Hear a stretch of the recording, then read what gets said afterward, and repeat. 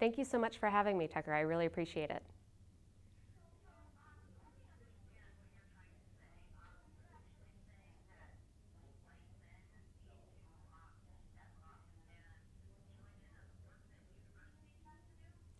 Well, Tucker, this piece actually is focused very specifically on university service work. So in higher education, we break our careers down into a number of fields. Some of it is the research that we do, and some of it is the teaching that we do in the classroom that people are most familiar with.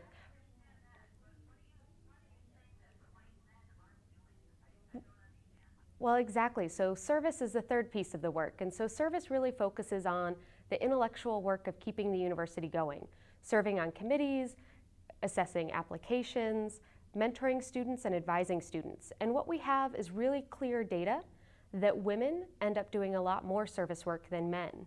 What my piece is responding to is a lot. Mhm.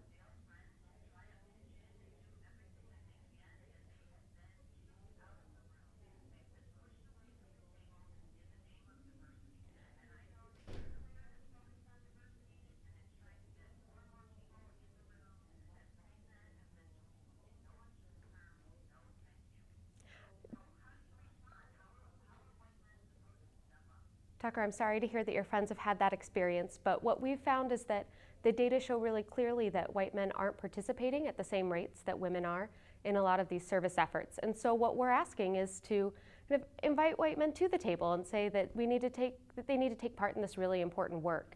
And so white men actually do disproportionately show up in leadership positions in universities and are disproportionately represented on faculty. So I think that they have the opportunity to participate and they should be able to take advantage of those leadership positions.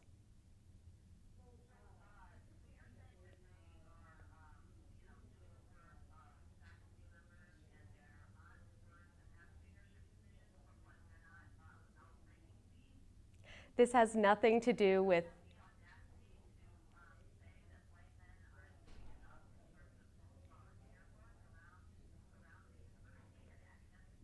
So I think this is where the word service can be a little confusing. This doesn't have to do with the kind of volunteer work that we're talking about.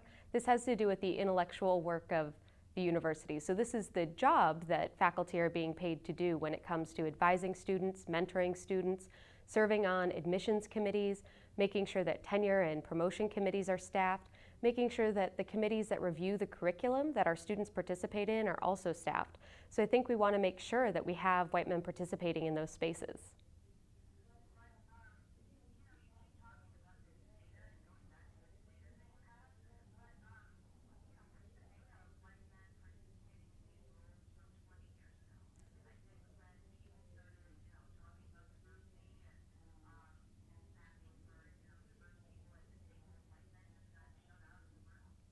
I think that that's a really interesting point. So the data aren't actually mine. So I was responding to a survey or to a study that was done by other faculty.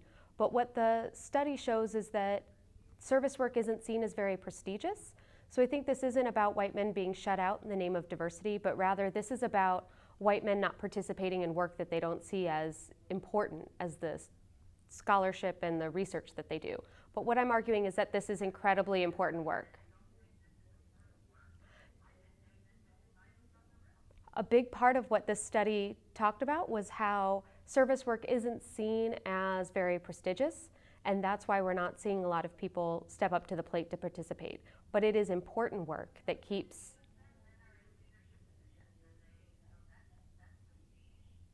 Those leadership positions aren't necessarily the same as service. So when we talk about leadership positions, we often talk about high-ranking administrators in the university or distinguished professors in the university, but the service work has to do with serving on admissions committees, serving on tenure and promotion committees, or serving as advisors to students and actually interacting in the daily lives of students.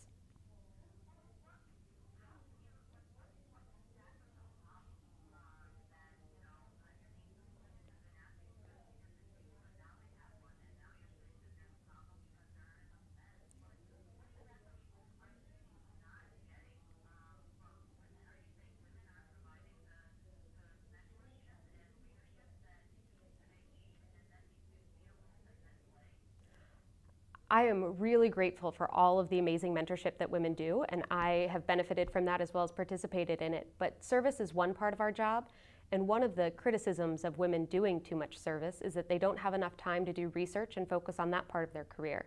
So what I'm saying is that the data show there's an imbalance, and we should really get back to focusing on a balance of who's participating in service work, making sure that men are carrying their fair share of the work, so that women can also have time to participate in the important research that builds new knowledge.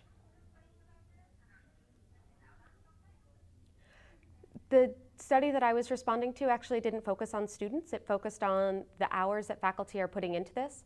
But we do know that mentorship and advising is really important to students. And so making sure that we have men and women participating in that effort is an important thing for our students.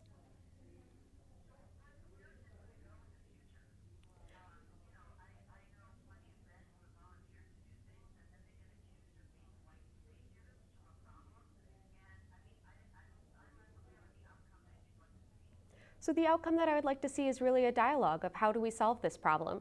Much of what I've seen is a focus on the data clearly demonstrate that we have an imbalance in who's doing the work. So women are participating at higher rates than men, and much of the advice that we give is aimed at women, telling them that they should learn to say no. When instead I'm saying that we should make sure that white men know that they can also say yes as a part of a way to solve this imbalance in work.